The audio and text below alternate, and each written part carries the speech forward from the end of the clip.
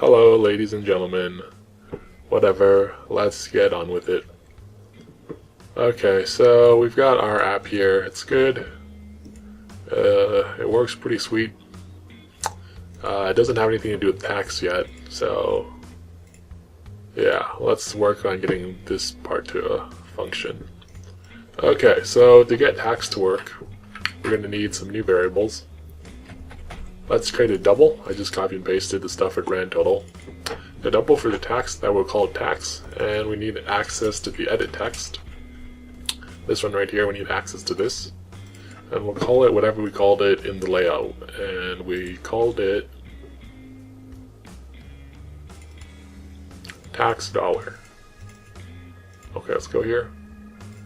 We'll call this tax dollar. Okay, let's go ahead and assign some values. The tax can start off at 0. And for this, let's go here. Tax dollar is an edit text.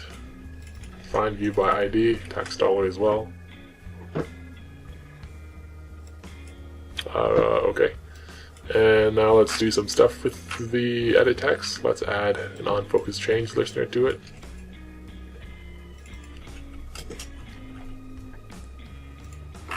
Now let's go to the on-focus change method right here. And let's talk a little bit about if and else. So you already know about the basic if block. If blah blah blah. And then we have more blah blah blah here. So if this is true, then we get to run the stuff that's in here. Now we have a more complicated version of the system where we have another block underneath the if block, and then it has code as well. So if this is true here, it runs this, but if it's not true, it'll run this other stuff. If it's not true, that refers to else. If it's else, then we run all this other stuff. And here we're going to add one more layer to make it even more complicated. And that is the else if block. Now, you always have to start with an if, and you can end with an else if you want. If you're going to end it, you have to, or yeah, you can end with an else if you want. But you can also have an unlimited amount of else ifs in between all of these things. And what will happen is it'll go, if this is true, run this. If it's not, go to the next one. Else, if this is true, run this. Shoot, I clicked out of it. Okay, run this. If it's not true, then else if run this. And if that's not true, then else if run this.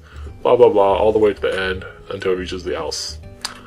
So it'll only run one of these blocks, but it'll check in order of which one. So it'll check if this is true first, then this, then this.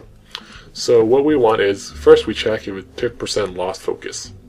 If it's not tick percent, let's check if it's tax dollar. Else if v is equal to tax dollar.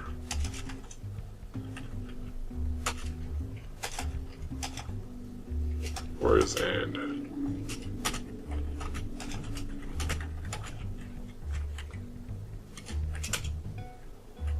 Okay, and let's go ahead and put some code in here.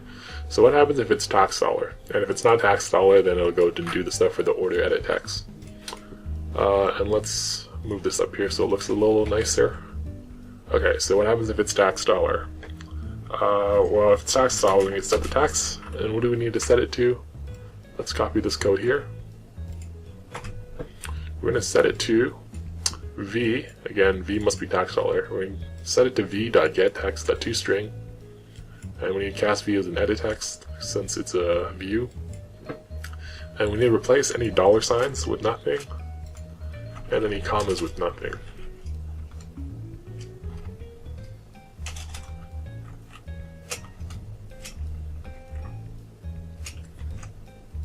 Okay.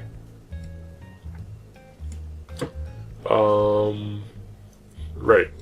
So we set the tax and then we turn it into a double with double.parseDouble. With that done, let's format the V basically. Let's format tax dollar. So set text for V and set it to, let's copy and paste from, where can we copy and paste from? Right here. No way, that's not good.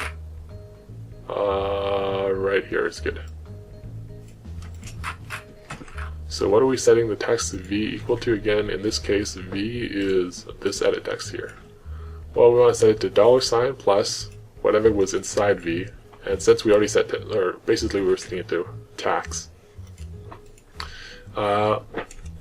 Tax formatted to a string using these rules with commas and 2 decimal places, floating point, and a $ in front. So that's what we're setting V equal to, and since V is a view, we need to cast it as an edit text again.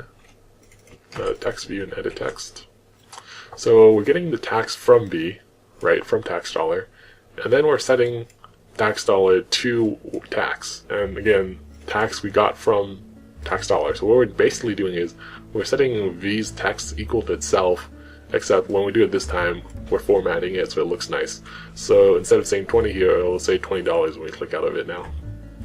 Okay, now that we have code that changes the tax every time the user changes it, let's go to, or let's add a line that calculates the grand total.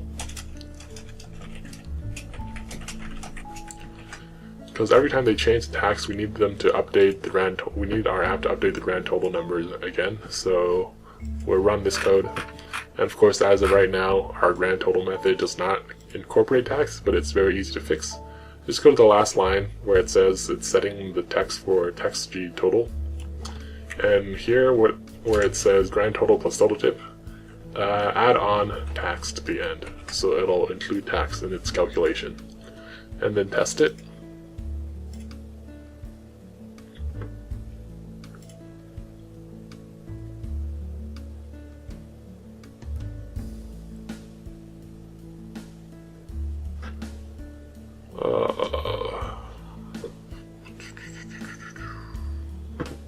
Okay, here it is.